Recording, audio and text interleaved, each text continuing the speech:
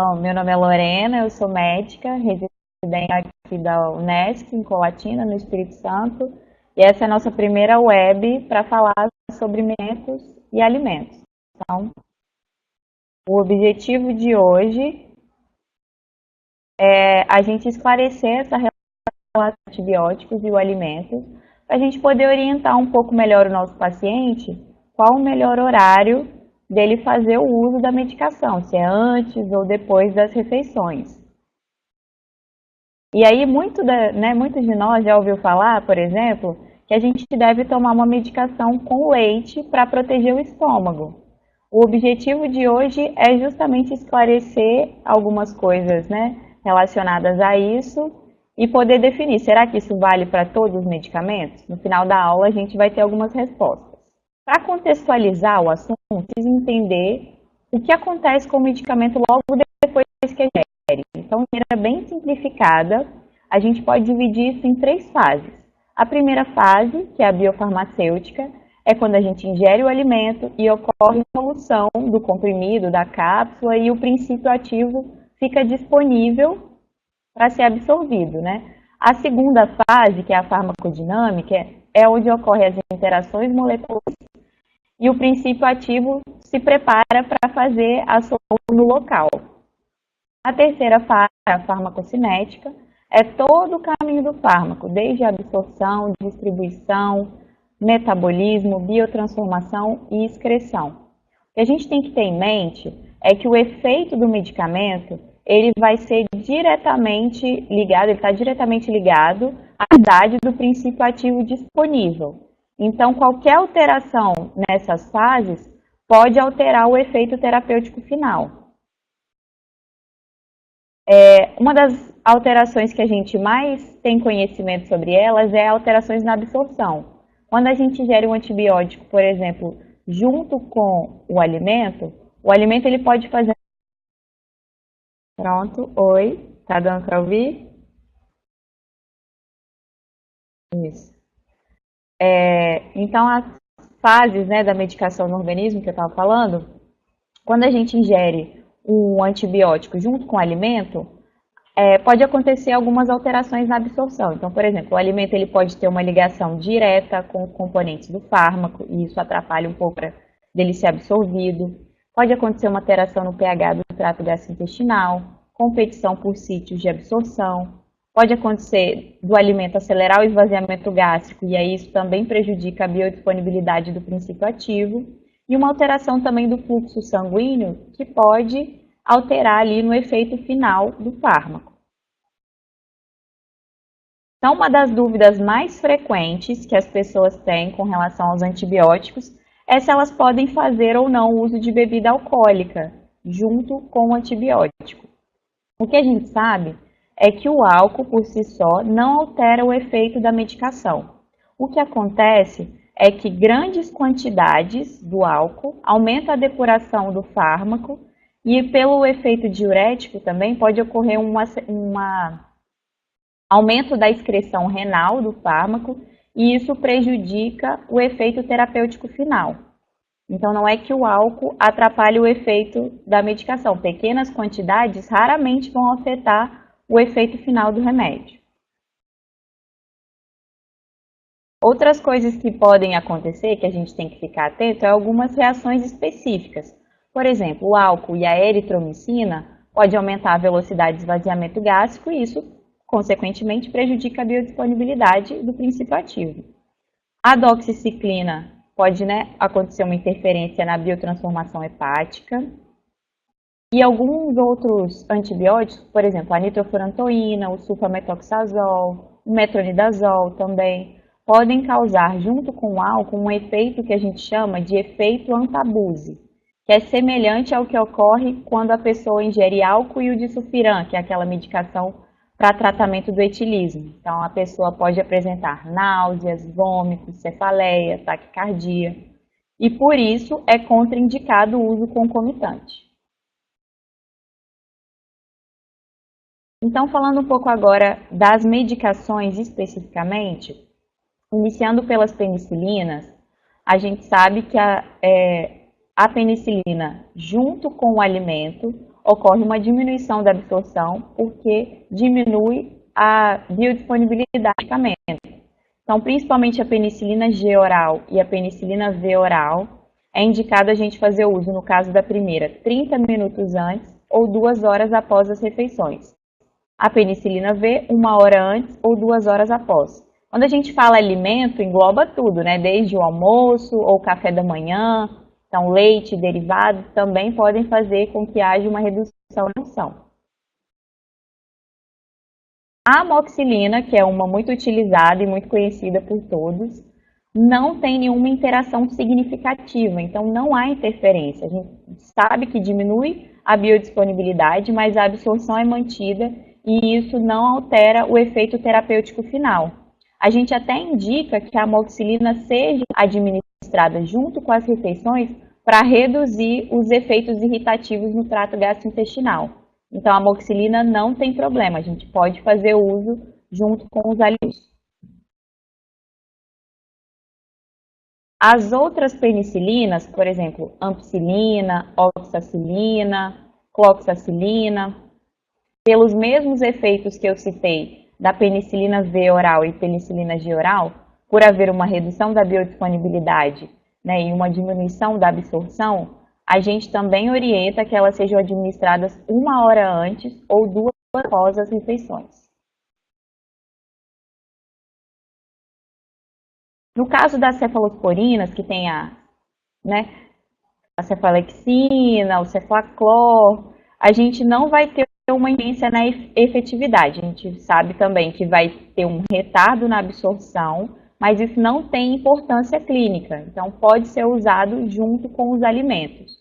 A únicas que a gente fala, né, que são as exceções, são essas aqui que são até um pouco menos usadas na atenção primária, a cefuroxima, que tem que ser administrada junto com as refeições, porque isso aumenta a biodisponibilidade, e o cefetamete e o ceftibuten tem que ser longe das refeições, porque no caso deles, o alimento atrapalha a absorção.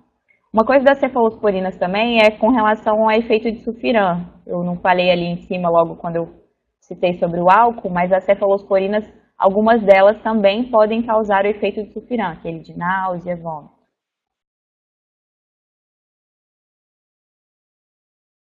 As tetraciclinas é uma classe onde as interações são até um pouco mais estabelecidas. Então, elas, a gente sabe que se a gente ingere junto com um alimento ou suplemento de cálcio, ferro, magnésio, zinco, hidróxido de alumínio, acontece uma quelação do princípio ativo da medicação e isso diminui a absorção, alterando o efeito final. Então, no caso das tetraciclinas, a gente orienta que se tome 1 hora antes ou 2 horas após a alimentação ou ingestão de leite e derivados. O álcool também reduz a meia-vida do princípio ativo das tetraciclinas em 50%. Então, lá no final, isso vai fazer uma diferença no efeito terapêutico. A exceção das tetraciclinas é a doxiciclina, que não tem importância clínica as alterações que ocorrem. A gente sabe também que diminui em 20% a absorção, mas isso não afeta o efeito terapêutico final. A gente orienta ingerir com leite, nesse caso, ou com algum alimento pelo menos 1 hora antes de dormir, para diminuir a irritação esofagiana e do trato gastrointestinal. Na classe dos macrolídeos, a eritromicina é uma medicação que ela pode ser encontrada em 2 estados. Então, pode ser o estearato de eritromicina ou o estolato de eritromicina. A diferença entre elas é que o estolato ele tem um revestimento com uma proteção, né, gástrica. Então, eles podem ser ingeridos junto com os alimentos. O estearato, como não tem essa proteção, esse revestimento, ele tem que ser ingerido 2 horas antes ou 2 horas após as refeições. Como esse revestimento do estolato de eritromicina, ele é um revestimento para proteção contra o ácido gástrico, a gente orienta evitar ingerir essa medicação com suco ácido de laranja, limão, refrigerante ou qualquer outra bebida gaseificada, porque isso pode expor precocemente a substância, o princípio ativo ao suco gástrico e reduzir o efeito final. A claritromicina, então, pode ser ingerida com ou sem alimentos, também não tem efeitos, interações significativas. A única exceção é aquela formulação de 1 grama que a gente faz uma vez ao dia, que a gente orienta a fazer com alimento para aumentar a biodisponibilidade. Outra medicação muito utilizada é a azitromicina, e ela a gente orienta 1 hora antes ou 2 horas após a refeição, também para aumentar a absorção. No caso da azitromicina, os comprimidos não têm essa interação com o alimento, não diminui a biodisponibilidade deles. A orientação de 1 hora antes ou 2 horas após a refeição seria para outras formulações, cápsulas, que não sejam em comprimido. As sulfonamidas, que aí a gente vai incluir a sulfadiazina ou sulfametoxazol mais trimetoprim, que é também uma formulação muito utilizada hoje em dia. A gente sabe que os alimentos retardam a absorção. Então, para não interferir no efeito final, a gente orienta a ingerir de estômago vazio, em jejum ou algumas horas depois de ter se alimentado, algumas horas antes também. A clindamicina não tem nenhuma interação com relevância clínica, então a gente pode ingerir com ou sem alimento. A gente orienta ingerir com alimento em um copo d'água para reduzir a irritação esofagiana, mas não teria nenhum tipo de interação. As quinolonas, muito utilizadas também até para o tratamento de infecção urinária, por exemplo, ciprofloxacino ou norfloxacino.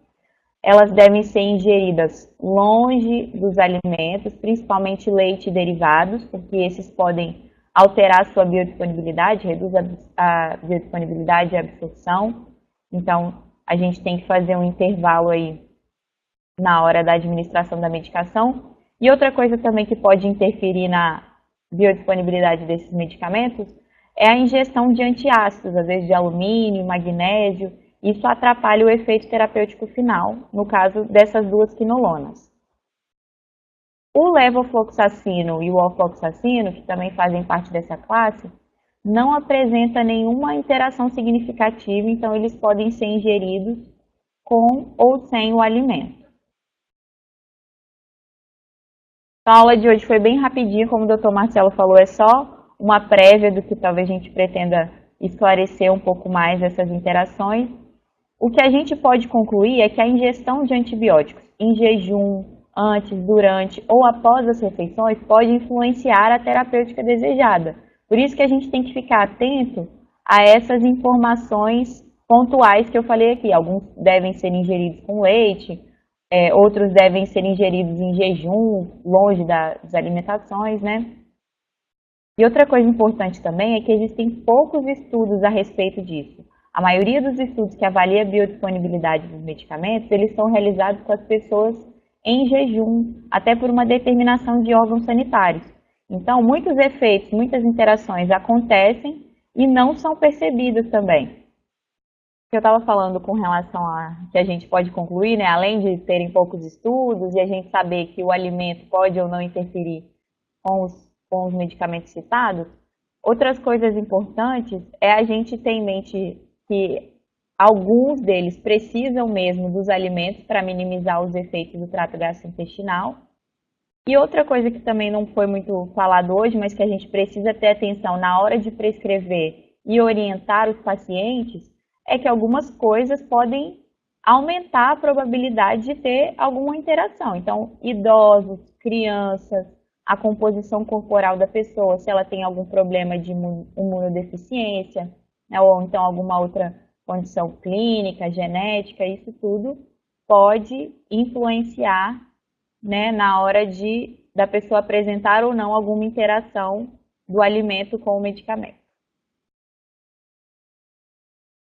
Então, essas foram as referências utilizadas. Como eu falei, tem poucos estudos sobre isso. Os livros de farmacologia eles citam de forma breve. Esse artigo foi a referência principal. Os antibióticos, a maioria deles tem essa, né, alguns têm e outros não, essa interação com os alimentos. Muito obrigada pela participação de todos.